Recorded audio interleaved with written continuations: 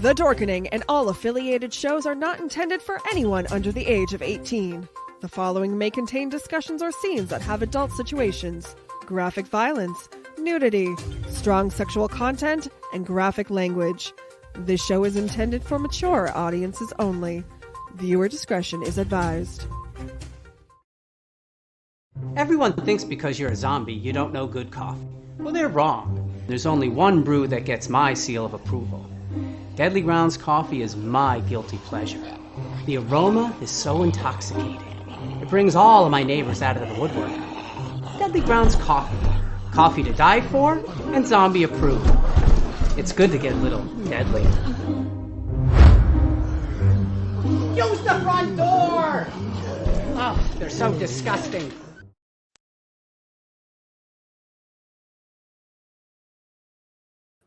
All right, welcome to Ganja Gospel, everybody. We're going to do some books aloud with Hippie Wedge here. Hello, hello. We're smoking on Obi-Wan Kenobi this morning, or this afternoon. Happy 420, everybody. Thank you for joining us, learning about who is God, who do you worship, where do they come from, are we in a bubble, do we live on a flat earth with a ball over top of our head? Because all I know, if there's a dome over us, man, y'all need to stop farting, bro. For real. No joke. Shout out to the Dorkening Network, where you're getting broadcasted through, and we're on with Greenhaven Media and still Toking with Hellfire Radio. All them people over there at the Dorkening Network, man, you guys rock. Love you guys. Go out there and check them out. Where are they at? TheDorkening.com. The Dorkening, you will see them on Facebook and YouTube. I'm not really sure about a website per se, but they're definitely have a Facebook page and groups and YouTube channels. I think they're on Twitch. Yeah, they're all over the place when it comes to social media. So they're a lot of fun. They're a lot of fun. Lots of comics, lots of horror, and they're really getting into the ganja, guys. So I'm really into this ganja.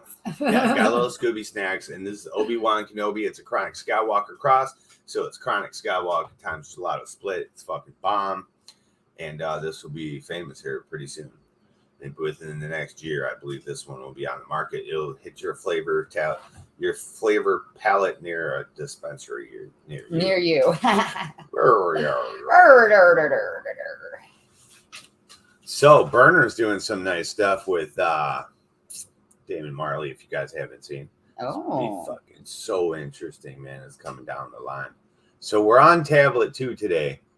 Yes, we are. And I'm going to post this in our Twin Flame Farmz Facebook group so that we make sure we let everybody know that what we're talking about today.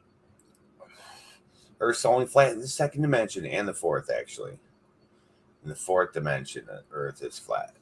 They can see into the third dimension in the past, the present, and the future. Just like how you play a video game and you know what happened last. You know what's coming, and you see what's happening now. It's like the same fucking thing, you know.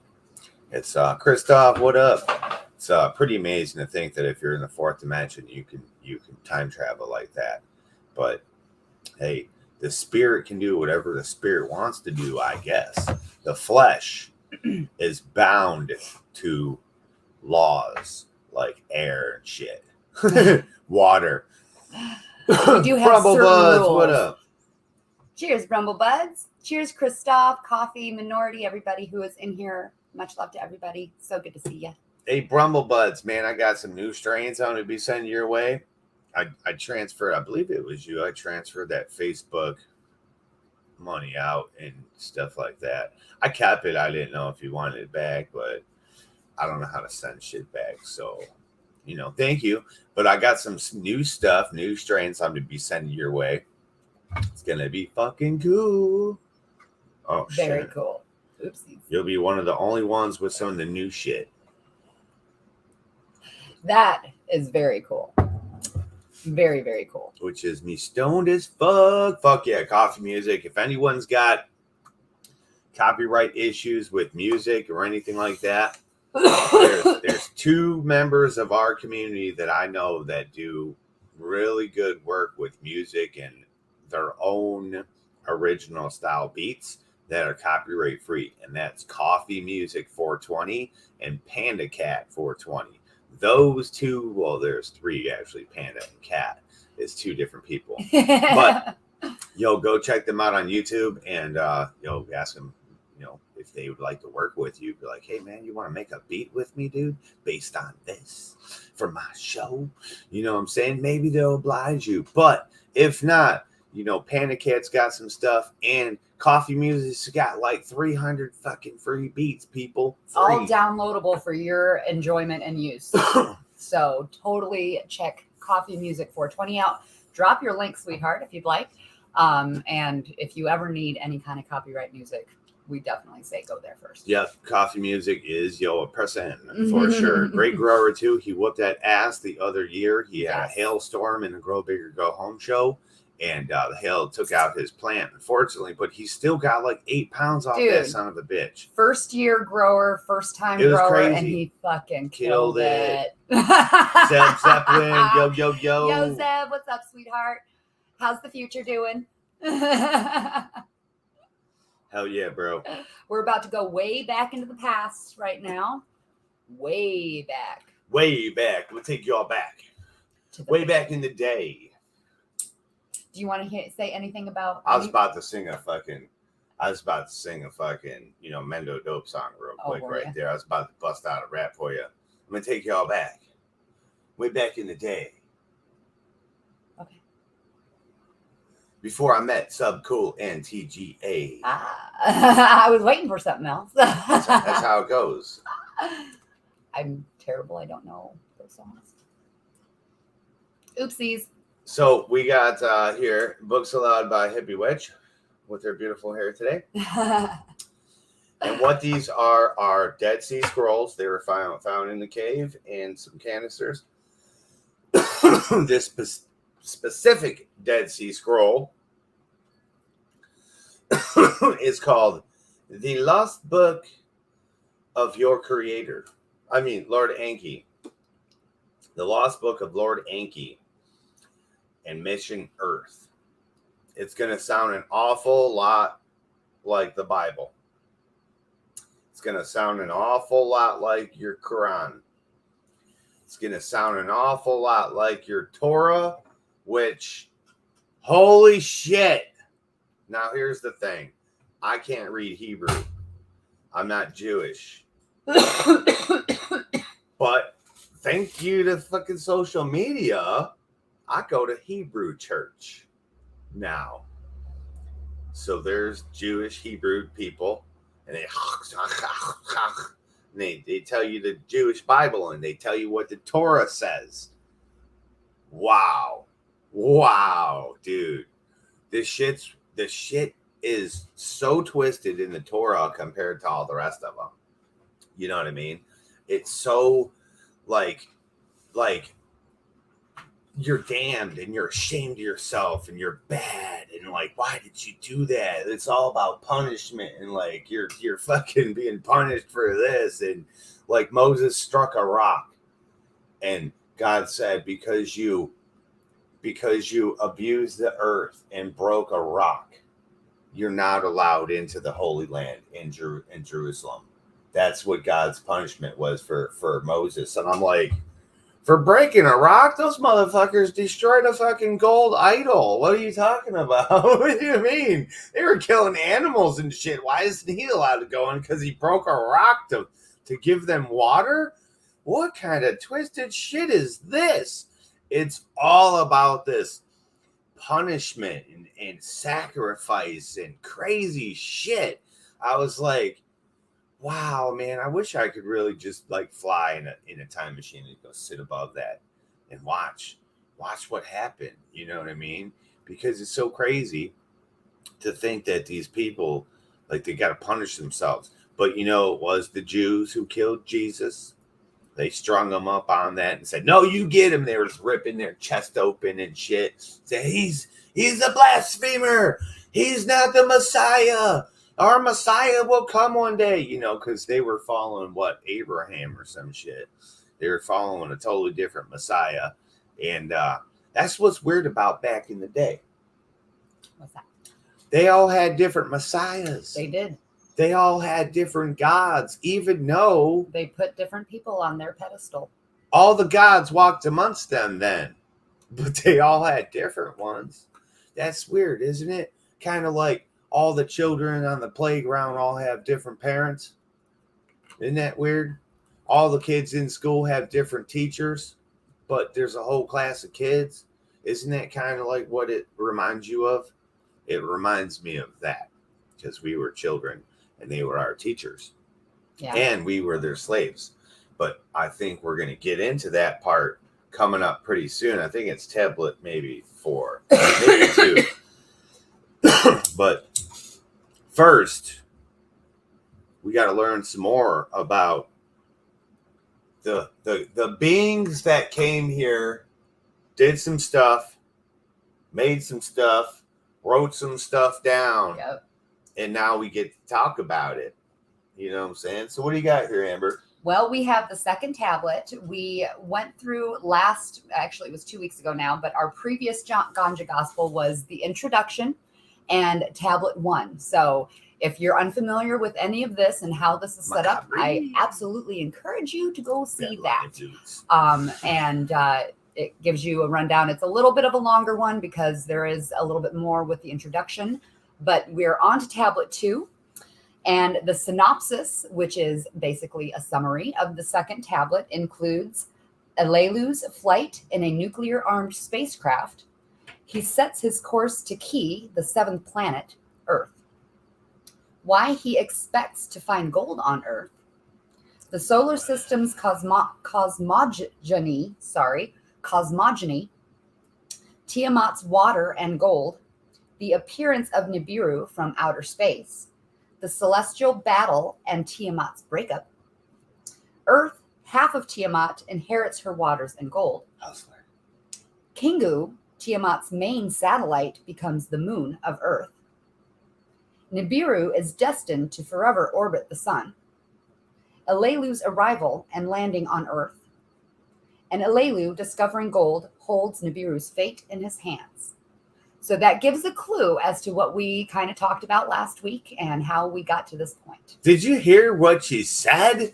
We're talking about what another planet looked like from space.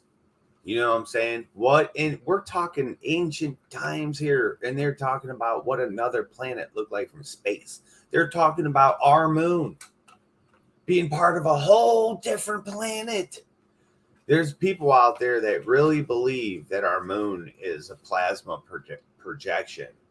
It's like, you know, projecting up in the sky like a Batman signal. Mm-hmm. But yet it moves. But yet the Earth stayed still. How? Just please explain to me how, if your Earth's flat and it doesn't move, but the projection of the moon is just a projection. It's not a real body up in the sky, but it moves. How is this all happening if it's flat and doesn't move? I don't know. But so these things are fascinating. She's talking straight about space and orbital fucking rotations and stuff. It's wild, man. So what, in your professional and personal experience, what is the number one book you would recommend top level reading? Top level reading. Are you talking to me or are you asking? Well, Books Aloud with Hippie Witch. Oh, yes, this is Books Aloud. Well, who buys the books? I buy books. I can't even see, bro. I can barely even see. I have so many books. There's like 4 of them to the left, over here to the right. Is it on audiobook? No. Actually, I do. I'm saying, is it on audiobook? Because I don't read. Bro. I'm your audiobook. Yeah. I'm your audiobook. Oasis. What up, what up? I hope you enjoy Amber Lalana, Hippie Witch, and audiobooking on Books Aloud, by the way. There's nothing there yet, but it is another channel. Books Aloud. I'm going to be basically doing this in a bit of a, you know, casual like setting where I'm reading you books on knowledge, stories, both fiction and nonfiction. It's just going to be kind of a fun little thing. I have seen Father Cresby's collection, yes, it's very amazing. You know, it's even more amazing is the Book of Mormon. I want to know where the fuck that Bible's at, bro. That's what I want to see. Solid gold Bible with alien writing on it. That's what I want to see. That's the Mormon Bible, the first Mormon. Oh, what's up, people? Hey, what's up? The first Mormon Bible is that's going to be an amazing find, dude. But yeah, I've researched all this crazy stuff. They're finding new stuff all the time that I'm not up to yet. You know what I'm saying? I'm going to teach as I go. There's lots of people out there teaching. I follow tons of people doing the same stuff. And they're far ahead of me, but lo and behold, I've been here a long time doing this the whole time. I just keep repeating because new people come in. They're like, what's this? I don't understand. TwizTD, what is this? I'm like, all right, look, because we're on the network now. So I'm going to go over all 14 tablets one last time, and then we're going to move forward to the next thing. Now, my most favorite, the most amazing thing I've ever heard in my whole entire life is the Lost Book of the Giants. Dude, the Lost Book of the Giants is crazy. Like, dude, the battle they had when the flood was coming and Noah was putting all the shit in the ark, the flood waters were rising. There was giants on this earth went to a battle, bro. A huge war. Well, it was World War I, straight up, and there was giants. Some of them, not a lot of them, but some of them were as tall as mountains. They could rip the tops of mountains off and throw them like a boulder. For real, this shit is written. Now, you might say, that's all bullshit. Do you follow the Bible? Because we're going to dig right in there and show you where they were as of grasshoppers to these people. Imagine holding a grasshopper in your hand. You understand what that's like, right? Imagine that's a person that you're looking at and you're this big giant. I'm talking just like this to you and you could hear me. That person would hear slow motion, huge thundering roar. But we're talking like this. You see, you got to put yourself in these scales, dude. How did humans ever kill those things? How? Well, I'll tell you how. It's vibrations, baby.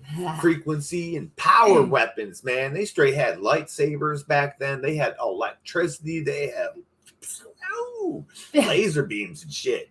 You're going to see. We're going to read all about it here. And you're going to say, that's so fantastic. They're twisted. I don't understand. How was these cavemen, hunter-gatherers, dudes, and ladies living in caves, how they have all this fantastic weapons? Well, it can only come from one place. And that's space. That is space. A different planet. The final frontier. And the planet was more developed. Was around for millions of years of development. Okay, we're going to hear about that. We're going to hear another time too about, did we hear about that? Oh, we did in the beginning. These beings started off as animals. It says they wrote it in their own history that they used to be animals. And through millions of years, they evolved into having hands and they would use tools. Those tools, through arguments, became weapons. Those weapons became war machines and they destroyed their fucking planet. And then they decided to split their shit into two, north and south. And they had a north king and a south queen. They came together to make a one world republic, a one world kingship. Everybody followed under that rule. No one fucking argued. No one fucking ever had a problem ever again. It was pure bliss. You know what they call that in religion? Peace. No, serenity or something like something where it's, you know, what they promised heaven would be, you know, is what this planet was supposed to be. But lo and behold, through these writings and teachings, you hear they had jealousy, they had war, they had lust, they had crime, they had all kinds of different shit on their planet, and they created problems, and their atmosphere was dwindling. And then they had a fight for kingship because there was uproar and overthrowing in the kingship. And then one of them escaped. But he had the secret knowledge of a place that could hold the key the key. Get it? This place could hold the key to their survival and his future being the king of their planet. Okay, what are we on? What are we on now? We are on. Well, I got so many books. So I wanted to actually talk to Macabre or Macabri. I want to make sure I say that right. Who's in chat and is asking about some books and taking note of some books. If you are really on this subject with us, this is obviously what I'm reading out of currently, The Lost Book of Enki. Sorry. This has a lot of great information, and it is easier to read, I think, than some of the others. Okay. The Book of Og, Enoch, and the Giants. Now it's like these incomplete transcripts that they found. So they're kind of, putting it together as well as they can. So as a preface to the books, this one, as well as I have the complete Anunnaki Bible here, which we'll also get into eventually. They are. Does that say Joshua free? Joshua free. You know what that means, right? That means Jesus free. Yeshua free. Oh my God. So, but to be frank, what a great one. That's so funny to put on the front of that Anunnaki Bible. These would be Joshua free. Joshua free. Shout out to you guys. Who wrote that? Oh man, whoever wrote this is great. Oh shit. And then this is something that doesn't necessarily have to do with specifically the subject, but it is a really cool book. I have, and the reason for my Books Aloud channel that I started is because, as he said, I'm a book hoarder. I love books. I love new books. I love books. I love old books. I just love books. Books, knowledge. I can't get enough of it. So I have a library. And honestly, I've probably tapped into about 5% of it. So my Books Aloud is a reason and an opportunity for me to finally read the books, okay, and also read them to you. So that, if we want to discuss, we can discuss. If we just want to listen, we can listen, or whatever the case may be. So it's going to be kind of a chapter by chapter basis recorded video on the Books Aloud per book. So if you did want to take a look at that channel, who do you serve? You can find it. And I don't even know if it'll come up on search because I haven't done a video yet. So. Who do you serve? Who do you think you serve? We're going to find out. We're going to find out who's in charge last. Who had the last station? That's what it was. Station. I hit my booby on the toy. Damn, that's a small ass target to even. How the fuck did that happen? That's like a 1 in a million chance. It Okay. I love it. So, but now we're reading The Lost Book of Enki. I've already got tongue tied, so hopefully I'm doing. Oh, bro! Thank you, Minority Reporter, because that's what your brother needs in the jail. They're gonna get him on the Bible. You know what I'm saying? If he gets on the Bible, I stayed in the Jedi books. They tried to get me in the Bible, and I only went to church because it was escape from your cell. You know what I'm saying? So I'd go to church and do the that's what they do there. It's fun. You get to eat special things and shit at church. Oh, it's fun. It's like an escape from jail. Wow. Well, yeah, it is. That should be. You know, that's their. But the whole time I was reading the Jedi books, the whole time I was like, yeah. But it's cool, man. I love that he can read about some truth. Yeah, baby. Okay, and here we go. The second tablet. Let us smoke. Last station was Egypt. Right. I think last station was yeah. They destroyed North America. Okay. Ready? Yes. A snow-hued earth Alelu set his course. By a secret from the beginning, he chose his destination. To regions forbidden, Alelu made his way. No one has gone there before. No one at the hammered bracelet a crossing had attempted. A secret from the beginning, Alelu's course had determined. The fate of Nibiru in his hands it placed, by a scheme his kingship to make universal. On Nibiru, exile was certain. Their death itself he was chancing. In his scheme, risk was in the journey, eternal glory of success was the reward. Riding like an eagle, Alelu the heavens scanned. Below, Nibiru was a ball in a voidless hanging. Alluring was its figure, its radiance emblazoned the surrounding heavens. You hear that? Hold up. You hear that, right? So Alelu, he was the king. He lost that fight to Anu, right? Right? Or Anu, actually. Anu was his dad. So listen, or his grandfather. So listen, he's leaving the planet. He looks back at the planet. What does it say again? Alluring was its figure, its radiance emblazoned the surrounding heavens. You heard that. So its radiance emblazoned the surrounding heavens. What does our sun do? Not the other planets. They don't do that shit. The sun radiates its brilliance and brightens up the whole fucking surrounding sky. That's why within the certain fucking Goldilocks zones, there can be life within that, right? Inside that it's too hot, outside that it's too cold, right? We're going to hear more about how the hot and cold. Go ahead. Its measure was enormous. Its belchings fire blazed forth. Its life-sustaining envelope, its hue of redness, was like a sea churning. A hue of redness, like a sea churning. When they look at the sun, when you get those good fucking satellite or whatever pictures of the sun, those videos, what does that look like? Lava. What's lava look like? It's a churning ocean of fucking fire, right? They're describing a sun straight up. In its midst, the breach was distinct, like a darkened wound. He looked down again. The wide breach turned into a small tub. Dark spot on the sun.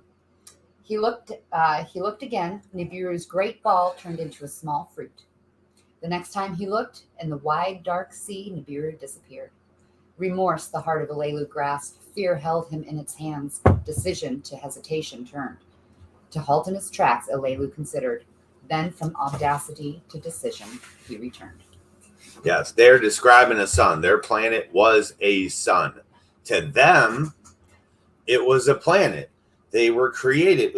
They were created on that planet. Like I was describing the other day, we had a discussion about rock and lava. What is rock and what is lava to us? Well, what if we're carbon-based? We're made from that, right? So that's like one's hard to us and one will burn the shit out of us, but one's a liquid form of the other. What if you were made of something else? You were created with not carbon-based. You were created with something else. And ice was your rock. And water was your lava. You see what I'm saying? So you got to think in those realms. So to us, we couldn't ever go to their planet with our frequency being as low as it is. Our flesh would burn right off, right? We probably could breathe their atmosphere, as we're going to hear how similar. Once you get through that fireball that you see, that illusion that you're looking at, that the atmosphere of the fucking planet, once you get inside there, it's a sunny fucking day. There's water, there's grass. There was fucking mountains with fucking ice on top of it on their planet, dude, and volcanoes. Dude, there was fish in the water. Like, this is crazy. You know, and you might say, okay, that's cool, but they were different. The fish was different. The animals there were different. Were they? Were they different there? Or maybe did they bring them here? And the animals we look at today are the animals from their planet. We're going to find out even more. Check this out. 100 leagues, 1,000 leagues, the chariot was coursing. 10,000 leagues, the chariot was journeying. In the wide heavens, darkness was the darkest. In the faraway, distant stars, their eyes were blinking. More leagues Alelu traveled, then a sight of great joy met his gaze. In the expanse of the heavens, the celestial's emissary was him greeting. Little Gaga, the one who shows the way. Yep. By its circuit, Alelu was greeting, to him a welcome extending. Yep. With a leaning gait before and after the celestial onto, it was destined to travel. To face forward, to face backward, with two facings was it endowed. Its appearance as first to greet Alelu as a good omen, he at once considered. By the celestial gods he is welcomed. So was his understanding. In his chariot, Alelu followed Gaga's path to the second god of the heavens it was directing. Soon celestial Antu, its name by King Enshar, was given, and the deep's darkness was looming. Blue as pure waters was her hue. Of the upper waters she was the commencement. Alelu by the sight's beauty was enchanted. To course at a distance he continued. In the far beyond, Antu's spouse began to shimmer. By size, Antu's the equal. As his spouse's double, by a greenish blueness was undistinguished. A dazzling host encircled it on its side. With firm grounds they were provided. It's out. I know. Go ahead. Oh. That lost my thing.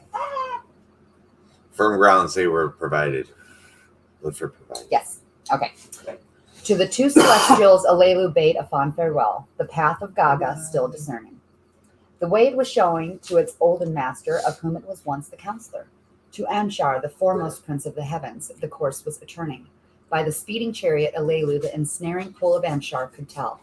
With bright rings of dazzling colors, the chariot, it was enchanting.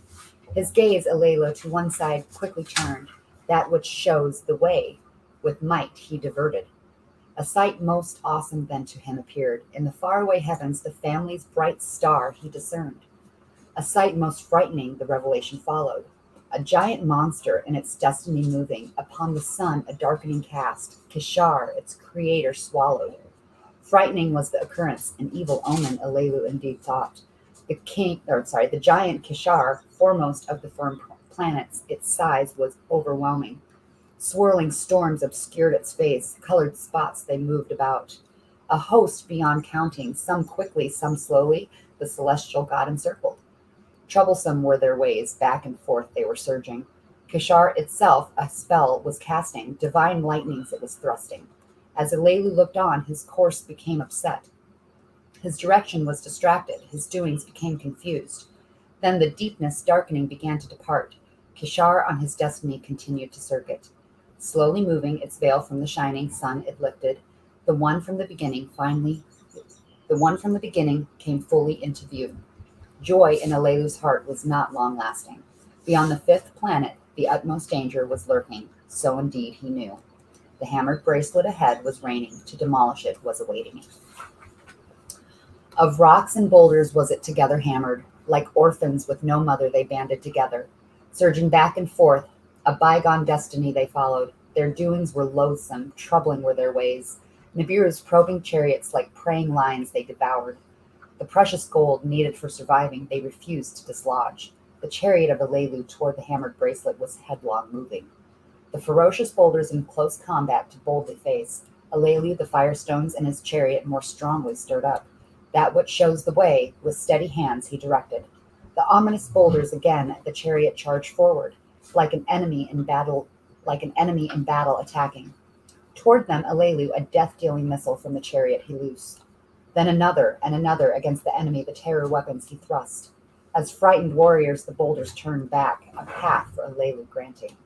You hear that? He's got terror weapons. He's got nuclear weapons on this warship that he's flying through there. And that's what they originally took to go fly through the hammered bracelet, which is our asteroid field that's between Earth and Mars, right?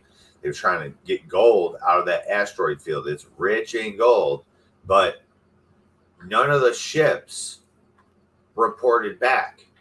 They lost contact with the ships. It's never been clear. Let me just get this out there. It's never been clear that any of those ships were destroyed. Never once did they ever say that they seen a piece of the ships. There was many that they sent. Any part of the ships floating around in space, which they would be inside the fucking asteroid field, just floating around. It would look like a war fucking spot. You know what I mean? Mm-hmm. Never did they ever report finding any pieces or parts of their ship ever. Never.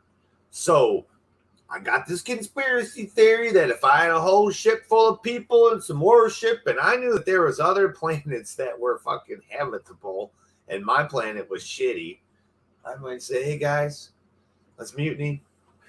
We got 200 heroes. Each ship was fully compacted with science officers and heroes. They call them heroes and miners and shit. So they can just fly to a different place, fly to a whole different solar system, and make up camp. Who knows? Who knows? Let's go. Okay. Like by a spell, the hammered bracelet, a doorway to the king, it opened. In the dark deepness, Alelu the heavens could clearly see. By the bracelet's ferocity, he was not defeated. His mission was not ended.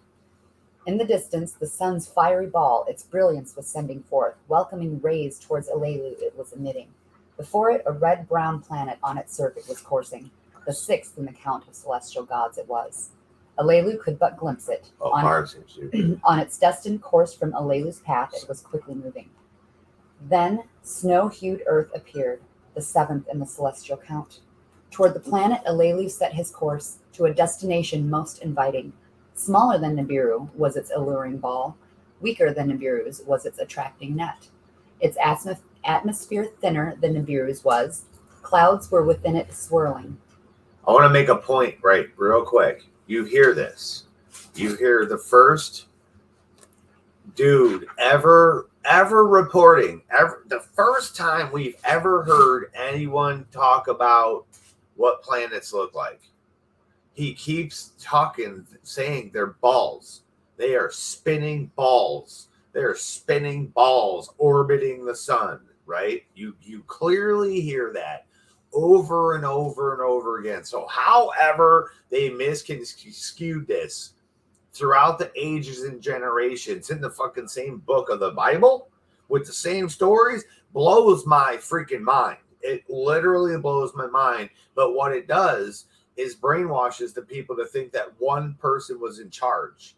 That's what it is. And you're going to see how this jealousy and like, I want to be the big shot fucking shit goes down. This is how it goes down right here. It's sick. It's so sick how the actions of the things that we actually used to call gods, how they acted and how we're not supposed to act today because it's unholy-ish, but you're going to see the sick shit these motherfuckers did.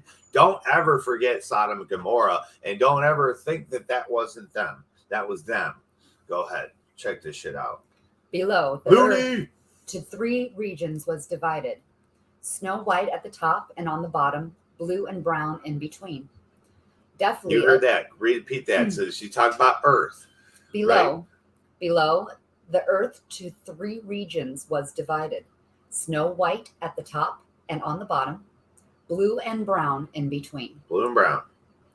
Deftly, Alelu spread the chariot's arresting wings around the earth's ball to circle. The earth's ball. No, there's no ice ring. There's no land here and then land over here and land over here. It's not Earthsea. That's a damn movie, you guys. That is a freaking movie. You hear him describe it. He described the whole planet right there. Boom. Round ball. It's a ball. Go ahead. In the middle region, dry lands and watery oceans he could discern. The beam that penetrates downward he directed, Earth's innards to detect. I have attained it, ecstatically he shouted. Gold, much gold, the beam has indicated it was beneath the dark-hued region in the waters it was too. Yeah, so they're using laser beams from his spaceship in space. He's fucking beaming down lasers at the planet like a fucking metal detector, and he found gold. With pounding heart, Alelu a decision was contemplating. Shall he on the dry land his chariot bring down, perchance to crash and die? Shall he to the waters his course direct, to perchance into oblivion sink? Which way shall he survive? Will he the treasured gold discover? In the eagle's seat, Alelu was not stirring. To fate's hands the chariot he entrusted. Can we mark that real quick where he talks about the which part? Crashing down. That's super important. No one catches on to this. It's super important. It's a gravity thing. You're going to see. I'm going to touch on this. Which way shall he survive? Will he the treasured gold discover? In the eagle seat, Alelu was not stirring. To fate's hands the chariot he entrusted. fully caught in Earth's attracting net, the chariot was moving faster. Its spread wings became aglow. Earth's atmosphere like an oven was. Then the chariot shook, emitting a mortifying thunder. That's the ionosphere. With the abruptness, the chariot crashed, with the suddenness altogether stopping. Boom. Senseless from the shaking, stunned by the crash, Alelu was without moving. Now, you would think that people could fly in space. They come from a different planet. They flew off their planet. You would think that they could just fly into any planet and land. Why? Why would he have crashed? If gravity is not real, why would they? It's different on each planet. Each planet has their own law of the magnet. It's the own law of the magnet. We live inside the bubble of a fucking magnet. Just fathom that shit. One day I'll have the big enough experiment to demonstrate what living inside the bubble of a magnet is and what I mean by it. Then he opened his It eyes. looks so beautiful, by the way. Like a Princess Leia, like with glasses. Well, thank you. With a Alyssa Milano smile. Now I'm blushing. Happy Sunday, everybody. Happy What up, Frank Sunday. 710? Then he opened his eyes and knew he was among the living. At the planet of gold, he victoriously arrived. The planet of gold, they call us. Now this is the account of the earth and its gold. Why are we special? Why is Earth so special? People think it's the water. People think it's the people. It is an account of the beginning and how the celestial gods created were in the beginning. When in the above, the gods in the heavens had not been called into being. Okay, so when she's talking right here, when Hippie Witch is reading this, and she says the gods in heaven, she's talking about the planets. They're talking right now. It's Alelu telling the story of the savants and the sages taught him the secrets of the solar system and where he could really find the gold. It's in the hammered bracelet, but that wasn't where all the gold was in the beginning. So he's going to tell the story that was told to him, the secrets ways. The celestial gods are planets. They renamed them because I told you they were real jealous, greedy bastards. You're going to find out why. Name yourself a god and say that planet's a god and its twisted roots. So I just want to take note too that all of his path in and landing at these planets on the way in and him calling them and him describing them, these were the planets that he was hitting on the way in. Mm-hmm. Neptune, Saturn with the rings around Pluto. Pluto, Jupiter with its swirling lightning and all of the planets that encircle it. And then he gets to the bracelet and there's Mars and then Earth. You know, there's I know I'm missing one or two, but still. when they're talking about the planets coming in. Him looking at the device which shows the way, he's talking about his GPS. He's literally got a GPS star map that's taking his ship where it needs to go. And when he hit Jupiter, the red swirling storms with the red eye, that's the description there is to this day, it's still there. They say the storm on Mars is like, I don't know, 150 years old or something like that. Dude, this is damn near 1 million years old is what this writing is. You're going to see, we're going to do the math. It's hundreds of thousands of years. The Book of the Kings, I think, was 240,000 years or 400 years. They got these things tracked for 700,000 years back in our history. This is the first dude coming here. Very first.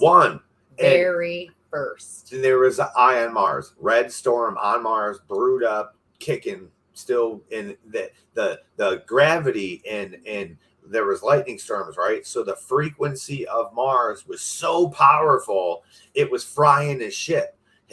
That which shows the way was going that way and this way and that way. It was all bonkers. So he had to not pay attention to it.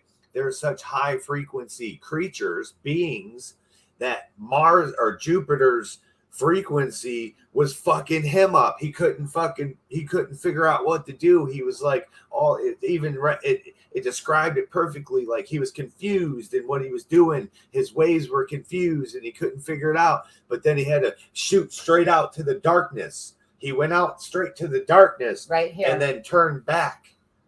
The giant Kishar, foremost of the firm planets, its size was overwhelming. Swirling storms obscure its face, colored spots they moved about, a host beyond counting, some quickly, some slowly, the celestial god encircled, a host of moons. That's what he's talking about there. Troublesome were their ways, back and forth they were surging. Kishar itself a spell was casting, divine lightnings it was thrusting. As Alelu looked on, his course became upset. His direction was distracted. His doings became confused. He was like, shit, I don't know what's going on. Then the deepness darkening began to depart. Kishar on his destiny continued to circuit. So then he finally got past it and was better. So like all his instruments were failing and he started getting confused. Like the frequency of Jupiter confused him.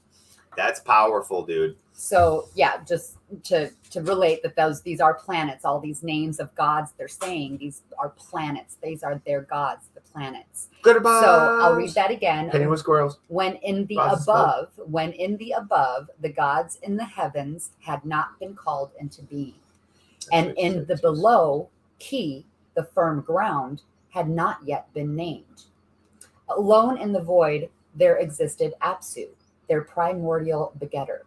In the heights of the above, the celestial gods had not yet been created. In the waters of the below, the celestial gods had not yet appeared.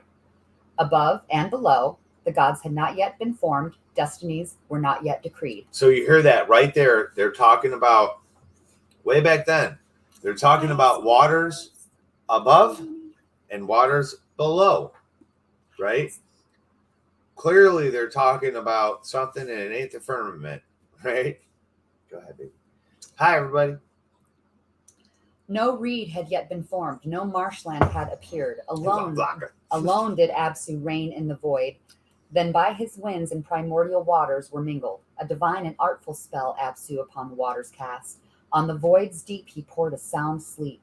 Tiamat, the mother of all, as a spouse for himself he fashioned. A celestial mother, a watery beauty she was indeed. Beside him Apsu, little Mumu, then brought forth. As his messenger he him appointed, a gift for Tiamat to present. A gift resplendent to his spouse Apsu granted. A shining metal, the everlasting gold, for her alone to possess. A shining metal, the everlasting gold, for her alone to possess. Her alone, the only planet in our whole solar system that has the gold. Then it was that the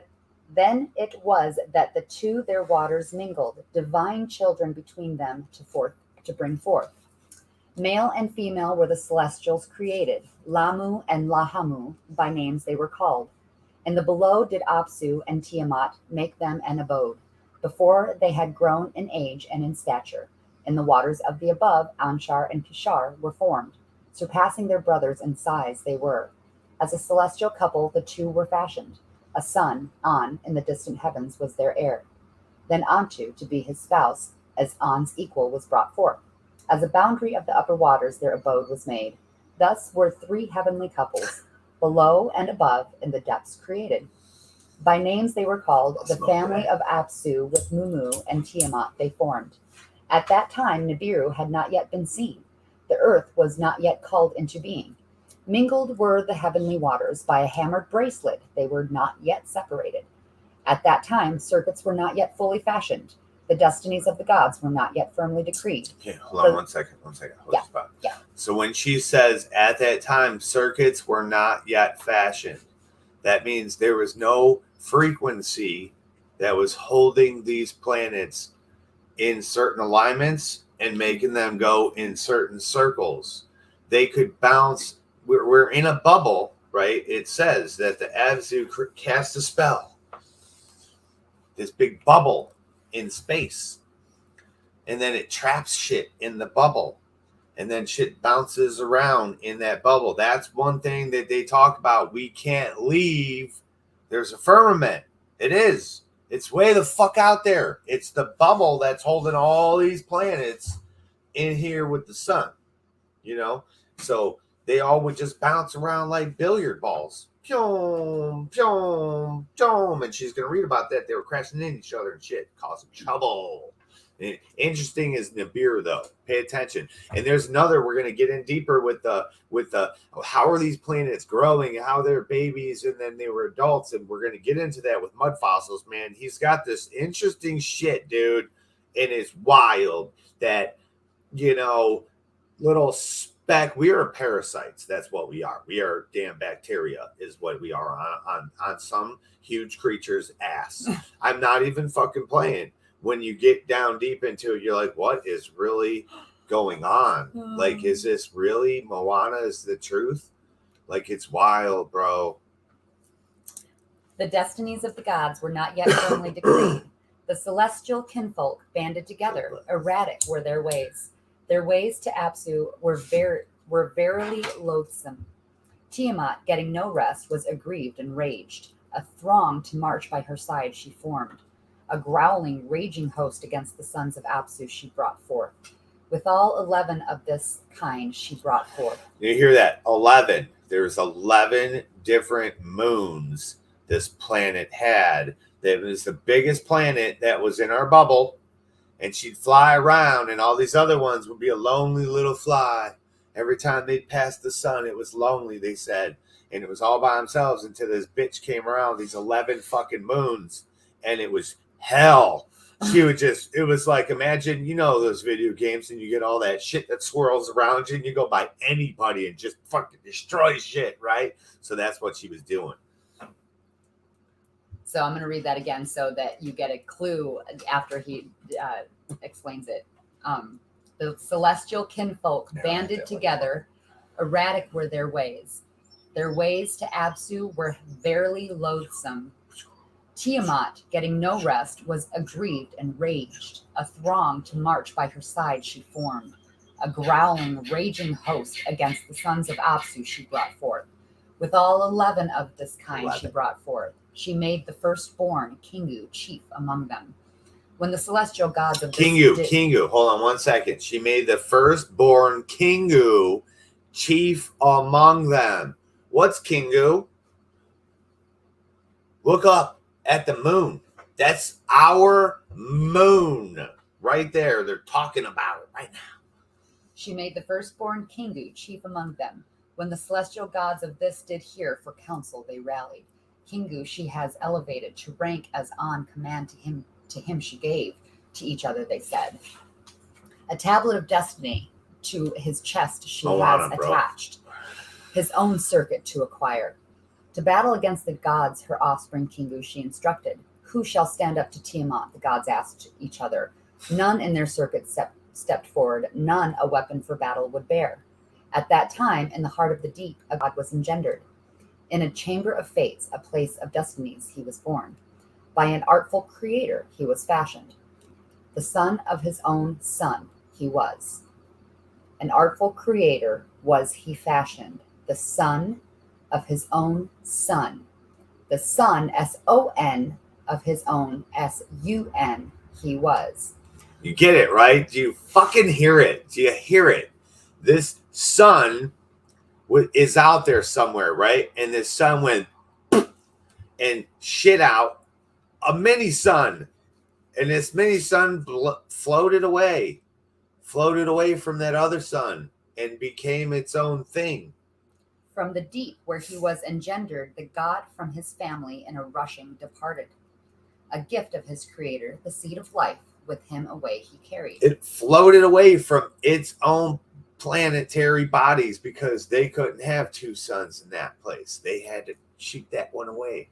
To the void he set his course, a new destiny he was seeking. The first to glimpse the wandering celestial was the ever watchful Amtu. And remember, it said that planet had the seed of life. Alluring was his figure, a radiance he was beaming. Lordly was his gait, exceedingly great was his course. Of all the gods he was the loftiest, surpassing theirs his circuit was. The first to glimpse him was Antu, her breast by child never sucked. Okay, so hold on while she's hitting this. So you hear that. Its radiance was beaming, right? We glow. The moon glows. The moon has a beam because it hits our magnifying glass, which we call atmosphere and ionosphere and shit. That's a magnifying glass. It's a reverse microscope. You know what I'm saying? Or it's a microscope, actually. We see things projected, but outside in, it's a microscope. It's beaming down on us. That's why we get laser beams coming through the clouds and stuff like that. That's why the sun's so hot to us, right? So it's a beaming radiance going through the clouds or through the sky. And when it came into our solar system, it was bigger. Did they say that? It was bigger than all the other celestial gods. I'd have to find it. It paled in comparison to all the other gods, whatever that means. I'm pretty sure that means that it's bigger. Kingu, she has elevated a rank as on command. Is that what we're talking about? No, it was on this page. Oh, sorry. Yeah, go ahead. Just go. Sorry. Keep going. It was a big fucking sun for our solar system. Not as big as our sun, but bigger than all the planets that there were. And yeah, I did say Moana, bro. We're going to get into all that, bro. Did you see my fucking Instagram with Moana laying on the goddamn ground? She's literally there. She's still there, bro.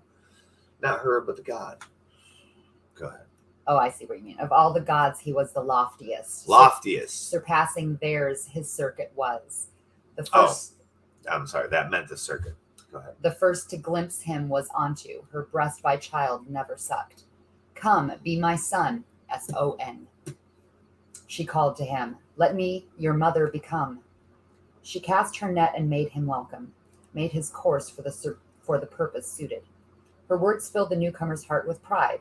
The one who would nurse him made him haughty. His head to doubled size grew larger. 4 members at his sides he sprouted. He moved his lips in acceptance. A godly fire from them ablazed forth.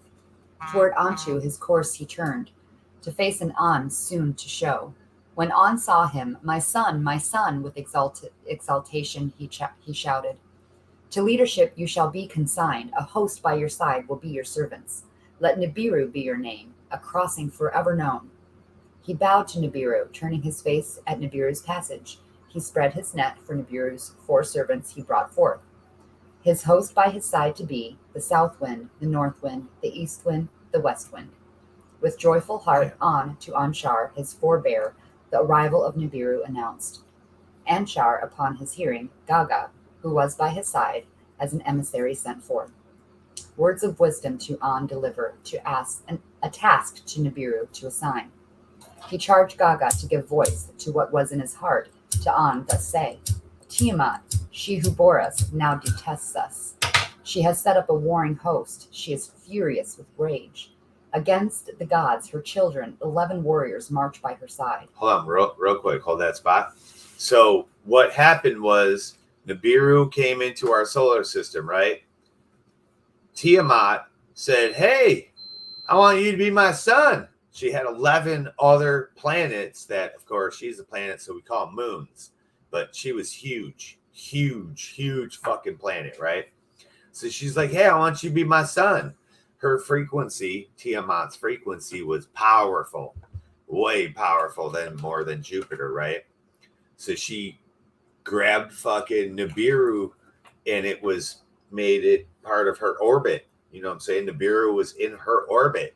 But when she came to the sun's frequency was stronger than Tiamat's frequency. So that's why he said, my son, S-U-N. He's saying, hey, you're a sun. You're not a fucking moon. You're a sun. You don't belong orbiting a planet. You belong orbiting me. And the planets are under your rule, is what the sun, the frequency said to that sun, to Nibiru. Our sun's frequency spoke to that other fucking sun and said, nah, bro, you ain't in the right spot. Here, let's give you a purpose. I'm going to give you things that orbit around you, and I'm going to give you an orbit around me, right? And then we're going to go from there. She has set up a warring host. Oh, yeah, and she was pissed. Tiamat was pissed that he got stolen from her. Sorry, I forgot about that part.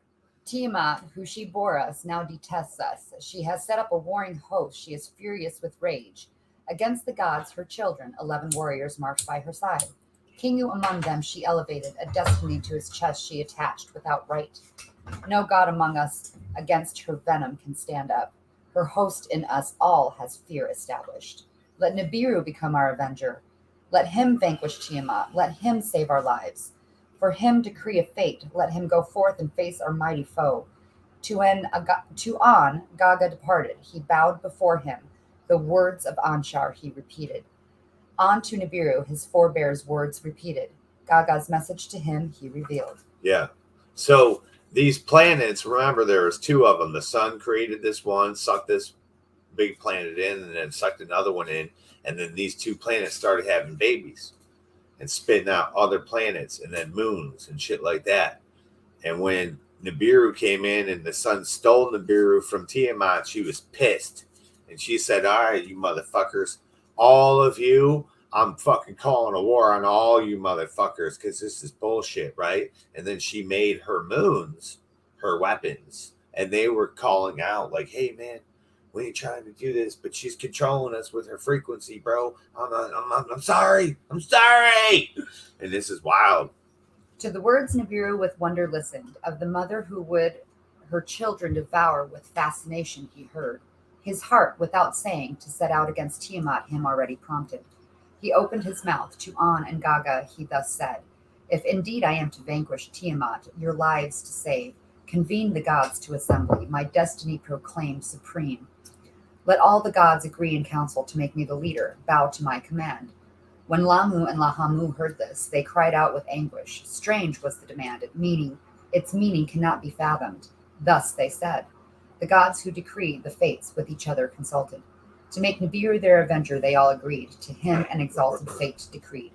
From this day on, unchallengeable shall be your commandments. To him they said, no one among us gods shall transgress your bounds. Go, Nibiru, be our avenger. They fashioned for him a princely circuit toward Tiamat to proceed. They gave Nibiru blessings. They gave Nibiru awesome weapons. Anshar, 3 more winds of Nibiru brought forth, the evil wind, the whirlwind, the matchless wind. Kishar, with a blazing flame, filled his body, a net to enfold Tiamat therewith. Thus, ready for battle, Nibiru toward Tiamat directly set his course. Now this is the account of the celestial battle, and how the earth had come to be, and of Nibiru's destiny. The Lord went forth, his fated course he followed. Toward the raging Tiamat he set his face, a spell with his lips he uttered. As a cloak for protection, he the pulsar and the emitter put on. With a fearsome radiance his head was crowned. On his right he posted the smiter, on his left the repeller he placed. The 7 winds, his host of helpers, like a storm he sent forth. Toward the raging Tiamat he was rushing, clamoring for battle. The gods thronged about him. Then from his path they departed. To scan Tiamat and her helpers alone he was advancing. The scheme of Kingu, her host's commander, to conceive. When he saw valiant Kingu, blurred became his vision. As he gazed upon the monsters, his direction was distracted. His course became upset. His doings were confused. Tiamat's band tightly her encircled. With terror they trembled. Tiamat to her roots gave a shudder. A mighty roar she emitted. On Nibiru she cast a spell, engulfed him with her charms. The issue between them was joined. The battle was unavoided. Face to face they came, Tiamat and Nibiru. Against each other they were advancing. For battle approached. They pressed on for single combat. The Lord spread his net to encompass her, he cast it. With fury Tiamat cried out. Like one possessed, she lost her senses. The evil wind which had been behind him, Nibiru drove forward. In her face he let it loose. She opened her mouth, the evil wind to swallow, but could not close her lips. God, I've had that so many times too. The evil wind charged her belly. Into her innards it made its way. Her innards were howling. JK. Her innards were howling. Her body was distended. Her mouth was wide open. Through the opening, Nibiru shot a brilliant arrow, a lightning most divine. It pierced her innards, her belly it tore apart. It tore into her room. It split apart her heart. Having thus subdued her, her life breath he extinguished. The lifeless body Nibiru surveyed. Like a slaughtered carcass Tiamat now was. Now imagine this.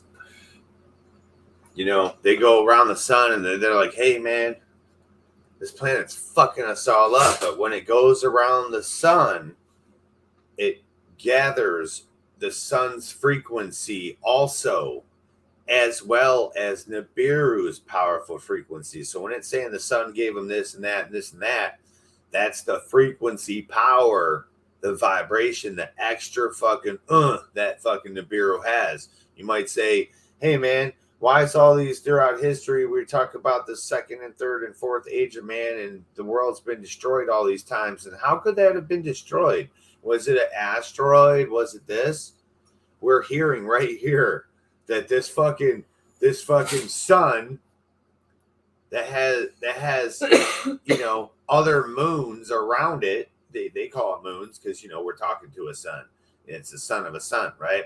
So this sun has other planets around it. These planets are made of certain kinds of things, probably like diamonds and fucking whatever. Different gases. Yeah. And like the evil winds is a gas, probably. The evil winds. Imagine. So Nibiru is said to look like an angel, like with wings, because it's like a weird thing. So like I said, when it went around the sun, it gave them this thing. So he said it had a fiery crown. Oh, right. It had the crown. It had this net. So it had like this thing that comes out. So it's got like this wing, and it's got like this fucking spear. It's got like a spear and shit like that. All kinds so when you it's firing with the frequency. Yes. It's just like when you look at a comet, it says a comet has a tail, but it's really just the ball in the beginning. That's all the shit going through space. So that's how Nibiru from us would appear, this crazy view of it in the sky. It's wouldn't just be a ball. It would be like from deeper out in space. It'd be like it's fiery. So when it comes by our planets, these fucking evil winds and the magnetic frequencies and shit just rip planets to pieces. As you hear here, you know, they were like, oh yeah, okay, here comes Nibiru. Fuck yeah, I'm about to whoop its motherfucking ass. Nibiru knew that she was going to draw him in with her powerful frequency, right? So she ensnared him with her frequency. She's like, yeah, I got you now, dumbass. I got you back. And this time I ain't letting you go. And he's like, that's exactly what I wanted.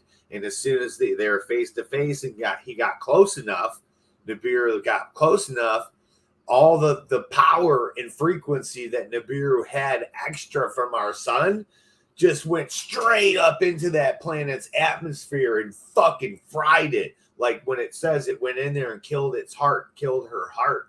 Like the fire of a sun coming to Earth would completely fry this planet, completely kill it, instantly fry everything, dry the water. The inside the inner water would dry up. It would be a dead planet instantly. And then what happens? Beside their lifeless mistress, her 11 helpers trembled with terror. In Nibiru's net, they were captured. Unable they were to flee. Kingu, who by Tiamat was made the host's chief, was among them. The Lord put him in fetters. To his lifeless mistress he bound him. He wrestled from Kingu the tablets of destinies, unrightly to him given. Stamped it with its own seal, fastened the destiny to his own chest.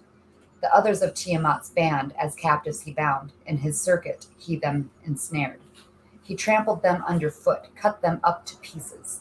He bound them all to his circuit. To turn around he made them backward to course. So you hear that real quick. So he went through, fried this planet, right? And pushed her out of the way, right? But took her course. He's like, hell yeah, I'm about to take her course. So Tiamat's course back then is Nibiru's course now. Oh, we're stuck. I'm always stuck doing stupid shit every time. So, you know, Tiamat's course now, or was then, what Nibiru's course is now. So he pushed her out the way and trampled over except the moon. And the moon he stamped at Tiamat. He stole the fucking destinies from them, and then instead of the moon being able to go around in a course, stuck it to the fucking planet, right? In a one spot so it couldn't move into a certain spot. And that on Tiamat, it stuck the moon, our moon right there, boom, stuck it to a certain spot to that planet, right? Pushed her out of the way, trampled over all the other fucking moons, and then made it part of its tail, right? So made it part of its tail, and then the bigger chunks, it started rotating around it and made it into orbit around it, and then kept going. It took its course. So go ahead. He bound them all to his circuit to turn around. He made them turn around backwards. Every now and then get a little cold. From the place of the battle, Nibiru then departed to the gods who had him appointed the victory to announce. He made a circuit about Apsu. To Kishar and Ansar he journeyed. God came out to greet him as a herald to the others. He then journeyed. Beyond On and Antu, Nibiru to the abode in the deep proceeded. The fate of lifeless Tiamat and of Kingu he then considered. To Tiamat, whom he had subdued, the Lord Nibiru then returned. He made his way to her, paused to view her lifeless body, to artfully divide the monster in his heart he was planning. Then, in a muscle, in two parts he split her. Her chest from her lower parts he separated. Her inner channels he cut apart. Her golden veins he beheld with wonder. Trotting upon her hinder part, the Lord her upper part completely severed. The north wind, his helper, from his side he summoned. To thrust away he severed the severed head, the wind he commanded, in the void to place it. Nibiru's wind upon Tiamat then hovered, sweeping upon her gushing waters. Nibiru shot a lightning, to north wind he gave a signal. In a brilliance was Tiamat's upper part to a region unknown carried. With her the bound Kingu was also exiled, of the severed part a companion to be. The hinder part's fate Nibiru then considered, as an everlasting trophy of the battle he wished it to be, a constant reminder in the heavens, the place of the battle to enshrine. With its mace the hinder part he smashed to bits and pieces, then strung them together as a band to form a hammered bracelet. Locking them together, as watchmen he stationed them, a firmament to divide the waters from the waters. The upper waters from the firmament, from the waters below it, he separated. Artful works Nibiru thus fashioned. The Lord then crossed the heavens to survey the regions. From Apsu's quarter to the abode of Gaga, he measured the dimensions. The edge of the deep Nibiru then examined. Toward his birthplace he cast his gaze. He paused and hesitated. Then to the firmament, the place of the battle, slowly he returned. Passing again in Apsu's region of the sun's missing spouse, he thought with remorse. He gazed upon Tiamat's wounded half. To her upper part he gave attention. The waters of life, her bounty from the wounds were still pouring. Her gold veins Apsu's rays were reflecting. The seed of life, his creator's legacy, Nibiru then remembered. When he trod on Tiamat, when he split her asunder, to her the seed he purely imparted. So here you go. He surely imparted. Real quick. So here you go. A round planet, pushed it out the way. It came back through and totally destroyed the lower half. Walked all over its ass and backbone and trampled all over it and destroyed it. The top half went up. And then when it came through and it says the north wind kicked it way off over there. And he said he gave thought about that top half. I want to go back and see it. And what the hell did that planet just describe? That planet just described a flat damn earth, didn't it? A flat earth, a flat bottom with a round top and water flowing out the bottom is what it just described. Holy shit. Some shit, isn't it? Indeed. He addressed words to Apsu, to him thus David. saying, with your warning raised, Mark's to the arms. wounds give healing. Let the broken part new life be given, in your family as a daughter to be. Let the waters to one place be gathered. Let firm land appear. By firm land, let her be called Ki, henceforth her name to be. Apsu to the words of Nibiru gave heed. Let the earth join my family. Ki, firm land of the below. Let earth her name henceforth be. By her turning let their day and night be. In the days my healing rays to her I shall provide. Hold on. Back it right the hell up. Want me to reread it? Let's mark that little spot. One sentence back. Just gotta mark this spot right here. Do you want me to reread anything? Yeah, what that Okay. said. He addressed words to Absu, to him thus saying, with your warming rays to the wounds give healing. Let the broken part new life be given in your family as a daughter to be. Let the waters to one place be gathered. Let firm land appear. By firm land let her be called Ki. Let her be called Ki, henceforth her name to be. Absu to the words of Nibiru gave heed. Let the earth join my family. Ki, firm land of the below. Let earth her name henceforth be. By her turning let their day and night be. By her turning, let day and night there be. In the days my healing rays to her I shall provide. Let Kingu be a creature of the night. To shine at night I shall appoint him. Earth's companion, the moon forever to be. The moon forever to be. Stuck in the same place. Stuck there for eternity. It's been there always. Always stuck to this planet. Nibiru, the words of Absu, with satisfaction heard. He crossed the heavens and surveyed the regions. To the gods who had him elevated he granted permanent stations. Their circuits he destined that none shall transgress nor fall short of each other. He strengthened the heavenly locks, gates on both sides he established. An outermost abode he chose for himself, beyond Gaga, where its dimensions. You heard that? Heavenly locks. Stations in the fucking heavens. Stations in space. Away from each other. None of them will ever cross paths with each other. None of them will ever bump into each other. None of them will ever do this. Never will that happen. Their circuits he destined that none shall transgress nor fall short of each other. So they will always circuit And the he sun locked in the them same way. because he locked them in gates. Locked him in gates, exactly. Frequency, He strengthened baby. the heavenly locks, gates on both sides he established. Yep, magnetism. An outermost abode he chose for himself, beyond Magnetic Gaga, fields. were its dimensions. The great circuit to be his destiny he beseeched Absu for him to decree. All the gods spoke up from their stations. Let Nibiru's sovereignty be surpassing. Most radiant of the gods he is. Let him truly the Son, S-O-N, of the Sun, S-U-N, be. From his quarter Absu gave his blessing. Nibiru shall hold the crossing of heaven and earth. Crossing shall be his name. The crossing. You get this. We're literally it's built on this. It's all of it is based on the crossing of a planet, bro. And no one died on a cross. They died on the crossing of a planet going through our solar system. How else could a sea split ways? You know what I'm saying? How else could earthquakes crumble empires? You know what I mean? I'll read that part again, though. All the gods spoke up from their stations. Let Nibiru's sovereignty be surpassing. Most radiant of the gods he is. Let him truly the Son of the Sun be. From his quarter Absu gave his blessing. Nibiru shall hold the crossing of heaven and earth. Crossing shall be his name. Crossing. The gods shall cross over neither above nor below. He shall hold the central position. The shepherd of the gods he shall be.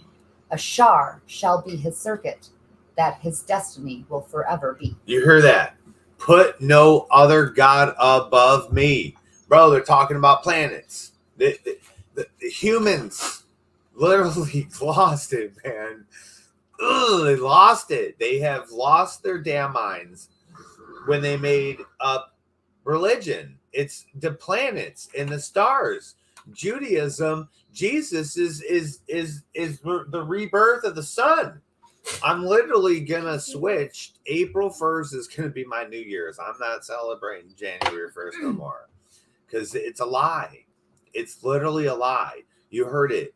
It's the crossing. They will forever be known as the crossing. They misconstrued what the fuck was happening and made it a man. Put no other God above me. And it says right there, no other celestial God would take station above or below this thing. It was the central, most powerful, most high motherfucker, except for our sun. Our sun took a central station, but this one was the crossing. And none other would ever, like, if it came in its path, that other planet was fucked, is what they said. That's what happened. Now, this is the account of how the olden times began, and of the era that in the annals of the golden era by name was known. Cosmic laws. And how from Nibiru to Earth the missions went, the gold to obtain. The escape of Alelu from Nibiru was its beginning. With great understanding was Alelu endowed. Much knowledge he by learning acquired. By his forefather Anshargal of the heavens and the circuits much knowledge was amassed. By Enshar was knowledge greatly augmented. Of that Alelu made much learning. With the sages he discoursed, savants and commanders he consulted. Savants. I always say that wrong. Savants and commanders he consulted. Scientists. Thus was knowledge of the beginning ascertained. Thus did Alelu this knowledge possess. The gold in the hammered bracelet was the confirmation. Yep. The gold. That's where he learned it. He was taught this by the scientists and the commanders that taught him when he was in fucking prince school or king school, whatever. The gold in the hammered bracelet of gold in Tiamat's upper half was the indication. At the planet of gold, Alelu victoriously arrived, his chariot with a thunder crashing. With a beam he scanned the place, his whereabouts to discover. His chariot on dry land descended. At the edge of extended marshes it landed. He put on an eagle's helmet. He put on a fish's suit. The chariot's hatch he opened. At the open hatch he stopped to wonder. Dark-hued was the ground, blue-white were the skies. No sound there was no one to bid him welcome. Alone on an alien planet he stood. Hold on. Oh, we gotta mark that spot. Okay.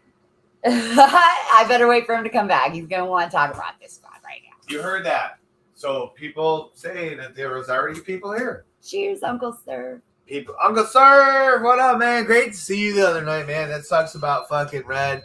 You know, getting old sucks, bro, but that's what it is, you know. They say, like, the older you get, the bones get brittle, and it's fucking dangerous falling, man. And I feel for her. She broke her ankle in 4 fucking spots. I didn't know what you were talking about at first. Now it just... Dude, I broke my ankle 3 fucking times. Once in, you know, when I was young, and then all throughout the military, it just kept fucking breaking until I took steroids and shit. I almost got kicked out of the military. It's fucking sucks. It's painful, but I could not imagine being now. Like, oh, my ankles suck now. They say it looks like they're shattered. That's what when they x-rayed them. They're like, bro, it looks like you jumped out of an airplane and landed on your feet. And I was like, well, you know, we Superman landed a whole bunch of times. We were stupid as fuck when we were kids, jumping out of those fucking helicopters and shit. Yeah, there was a rope. We didn't care. You know, they you know how it is, sir. But yeah, man, try to get that healing, bro. We got this salve. I don't know if you know anybody that makes salve, but we literally got salve, bro. You know, I can send you some and rub it on there for her. It works, dude. Yeah. I put it on my shit. I'd put it on so I could go cut the grass. I cut the grass in, like, I don't know, for 20 minutes. It was fun. I was like, choo, choo, choo, choo, choo. I was like, holy shit, it's so great. Very true. Do you want me to reread that? Yeah. At the planet of gold, Alelu victoriously arrived, his chariot with a thunder crashing. With a beam, he scanned the place, his whereabouts to discover. His chariot on dry land descended.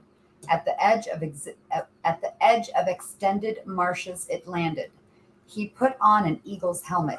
He put on a fish's suit. The chariot's hatch he opened. At the open hatch, he stopped to wonder. Dark-hued was the ground. Blue-white were the skies. No sound there was no one to bid him welcome. Alone on an alien planet he stood, perchance from Nibiru forever exiled. To the ground himself he lowered, on the dark-hued soil he stepped. There were hills in the distance, nearby much vegetation there was. Ahead of him there were marshes. Into the marsh he stepped. By the water's coolness he shuddered. Back to the dry ground he stepped. Alone on an alien planet he stood. There you go, right there. So the first dude that ever came here and described some shit on our planet, there was bluish white skies, just like when we look up right now. You see our atmosphere. That's our atmosphere. That's a reflection right there, right? Imagine we're you're a bug inside a glass looking out. You know, you're under a jar and shit, you know, looking out. That's our atmosphere. That's the only way. You might say, well, isn't that the firmament then? Aren't you under a dome? No, but that's the only way to describe what the ionosphere, what the power of it is doing to create this bubble around you, and what we see when we look out. You know what I'm saying? It casts a glow. That's why we can't see the stars right now. When there's no light, we see that reflection. We see that reflection. If we didn't have atmosphere, we wouldn't be able to see the stars. It's only because we have this atmosphere, this ionosphere, that it's making the stars there. That's why the stars look like energy or like water, but it's not. That's energy. But that is a reflection, the light beaming off of pure energy that we call atmosphere. It's insane that when you get into the physics of it and you start realizing what you're actually seeing and why you can't see it at daytime, why you can't see it at night. You can only see the sun and the moon because they're closer. You know what I'm saying? The shit that's real far away, you can't see that in the day because their light is so bright, our close stuff. You know what I'm saying? Go ahead, baby. Everything's the same, though. And he's describing marshes. You know what I'm saying? It was blue and brown in between, right? But he lands in marshes close to land. So it was like he could jump from the water to the land, from the water to the land, right? Back to the dry ground he stepped. Alone on an alien planet he stood. Yep, spacesuit. With thoughts he was possessed of spouse and offspring. With longing he remembered. Was he forever from Nibiru exiled? If that again and again he wondered. To the chariot he soon returned, with food and drink to be sustained.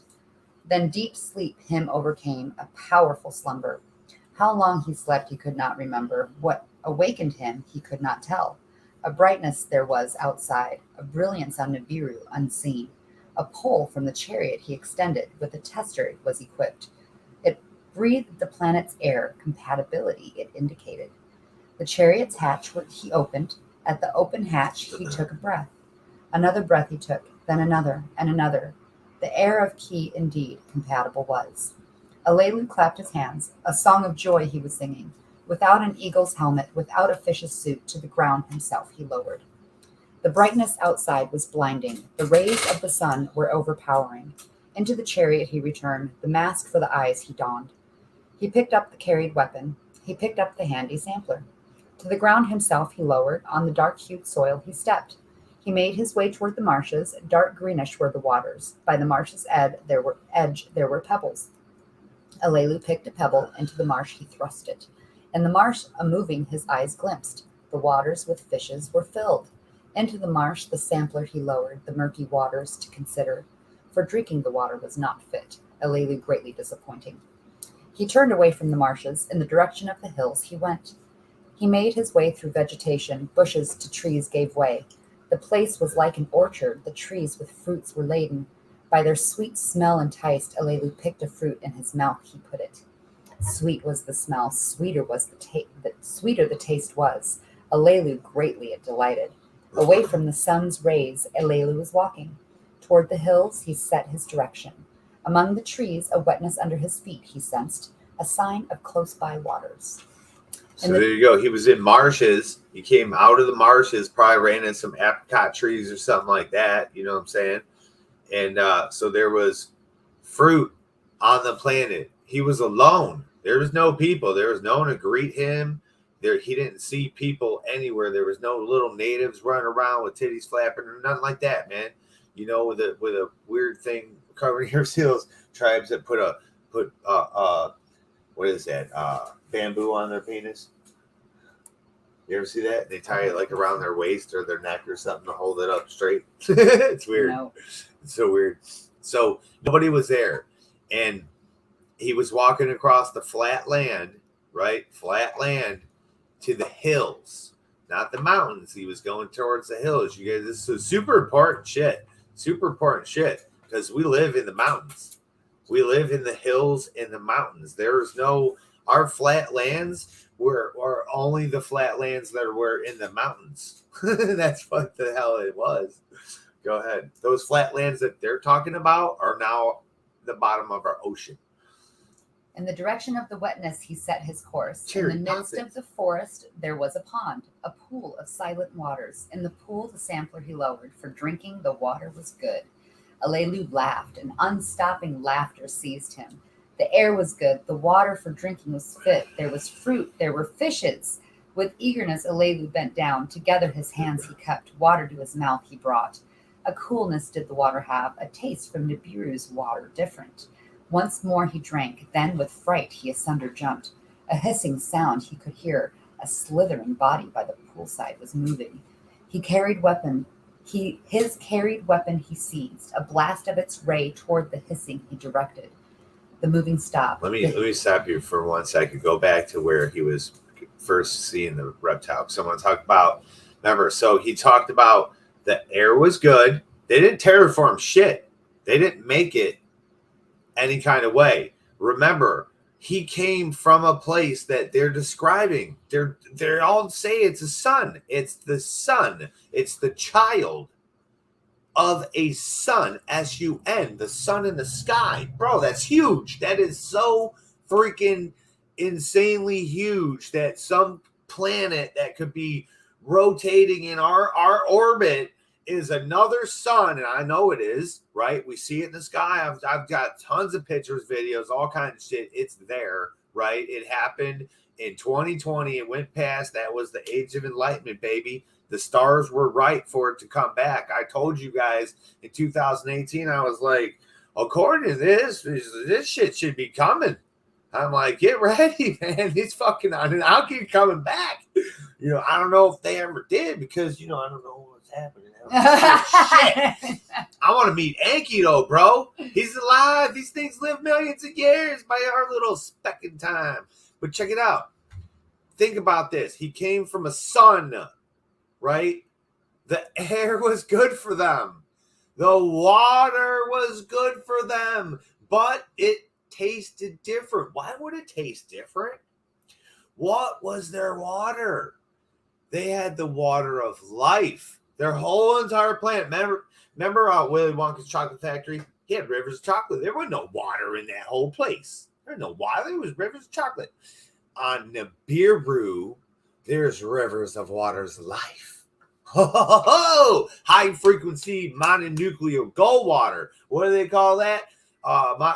Colloidal gold, baby. Imagine colloidal gold water flowing. You drink it, you have everlasting life. This is what they drank. It was pumped through their pipes, and they drank it out of their faucet, dude. Shit, that's why it tasted different here. Same exact molecular structure, just missing the electric and the gold.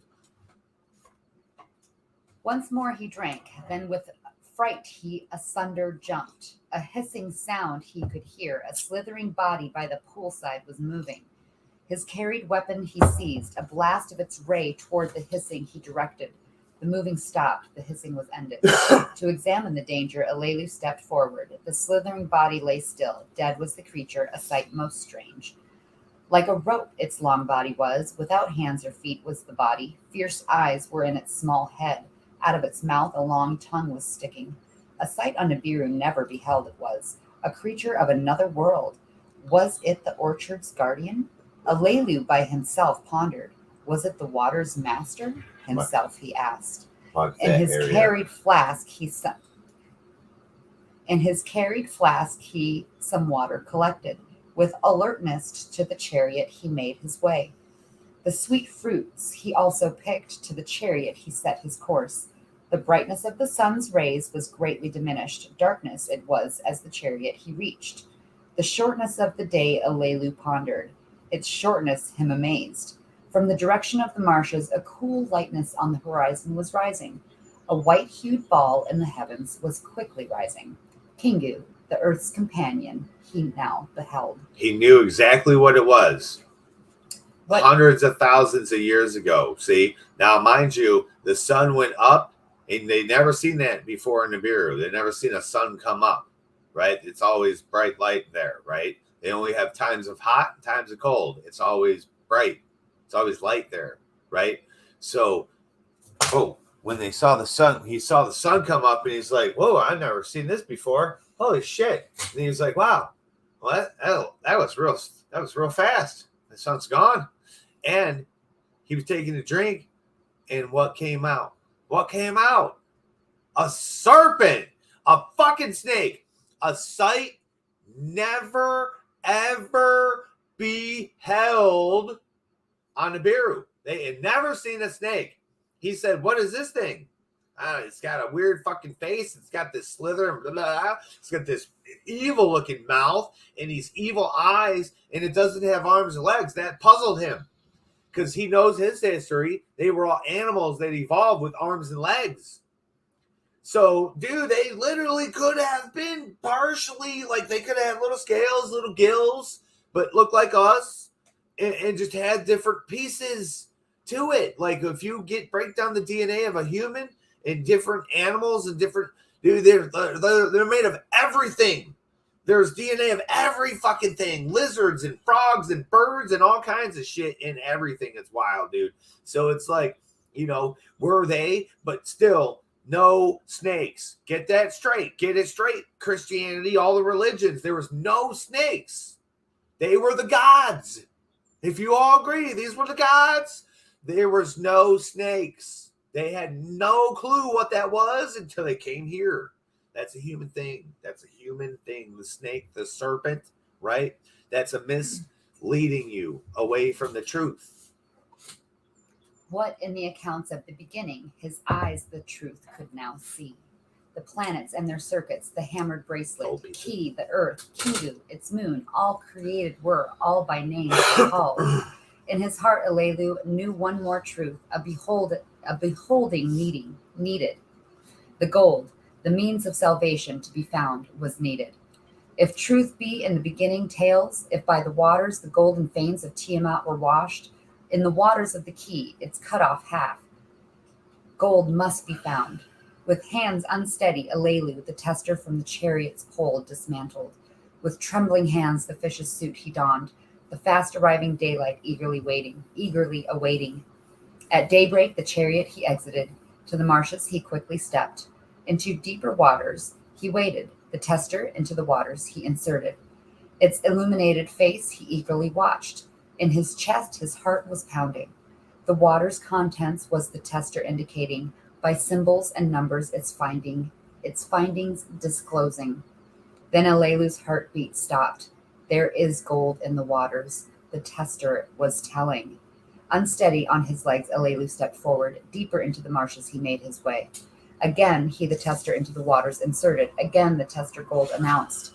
A cry of triumph from Alelu's throat emanated.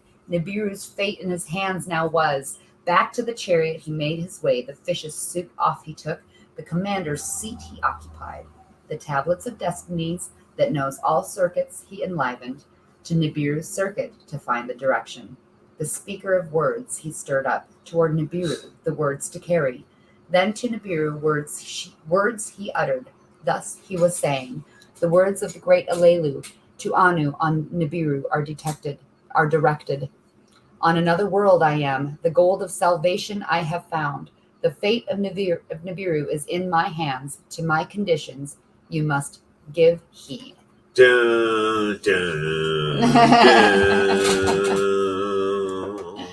Hence the end of Tablet 2. So you see that. He knew.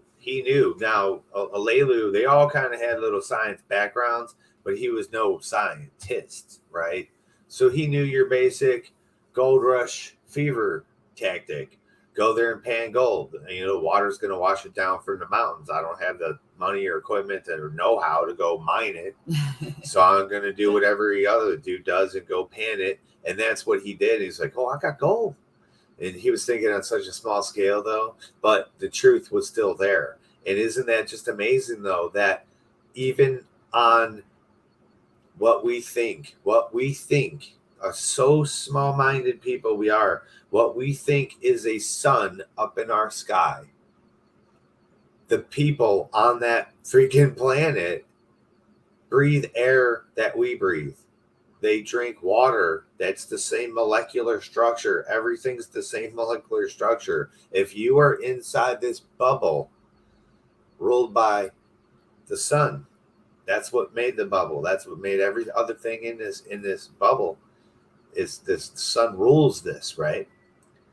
So everything in here is compatible to it, but it has to have that atmosphere first. And they describe it. They describe, and we're going to see it coming up. They describe landing on these different planets, and if the air was breathable, if the water was drinkable. And you're like, wait, did you just say water? I said water and air on all the different planets. Some were crap, some were good. But lo and behold, no life, none. I repeat, there was no, they got scanners. I'm not saying they landed in one spot and like, oh, there's no people. Well, we'll just say it's a dead planet. No, they had freaking laser scanners. Like when you go. He circled the planet to scan Earth. Like when you're like, I'm gonna look in this 1 square foot of soil for a treasure with my gold detector, my metal detector. You can cover that whole square foot. You did.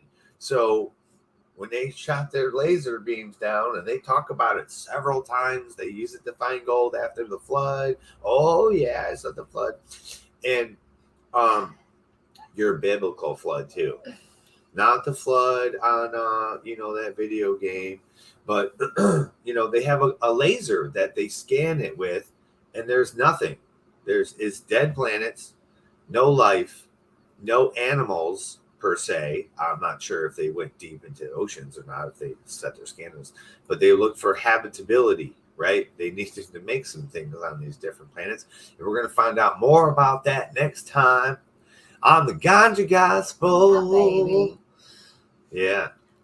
So what should we do on the end here for that? Well, let's see here.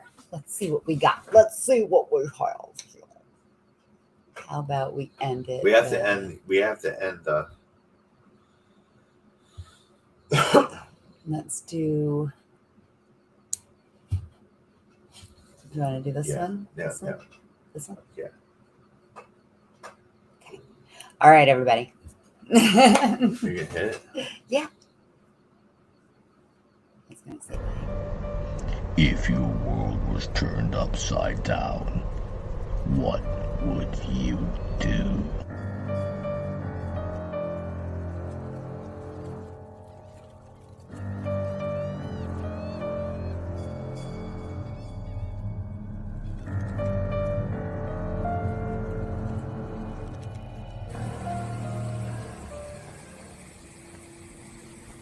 What the fuck are we gonna do now?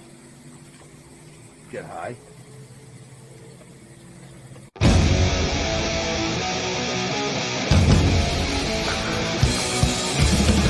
We are the watching. We are the waiting. We are the remnant. Hold on, vengeful souls forsaken. We'll show no mercy. We'll show no kindness. We'll strip your flesh and leave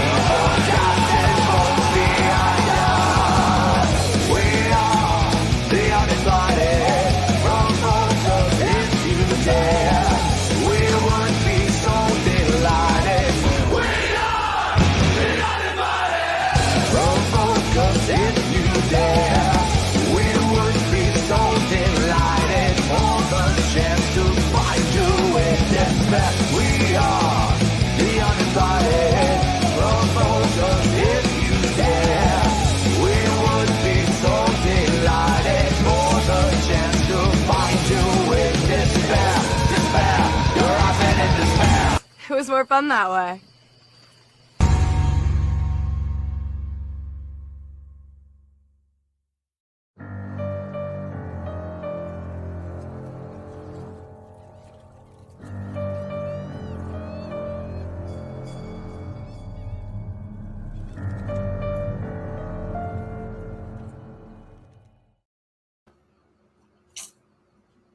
So that was a shout out to the Toking Dead, part of the network and the sponsors for the Dorkening. Appreciate them and everything that they've done for us, and they're awesome.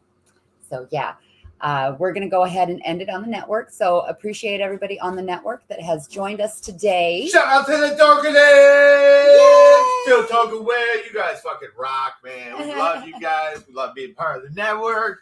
This is a great opportunity, man. Cheers. Yes, we thank you. And if you want to continue talking, we're going to stay live on the TwizTD RootZ channel. You'll find those links in the comments in the description below. So we'll see you there. We'll be over here doing the J Vike pipe. Yeah. Come join us for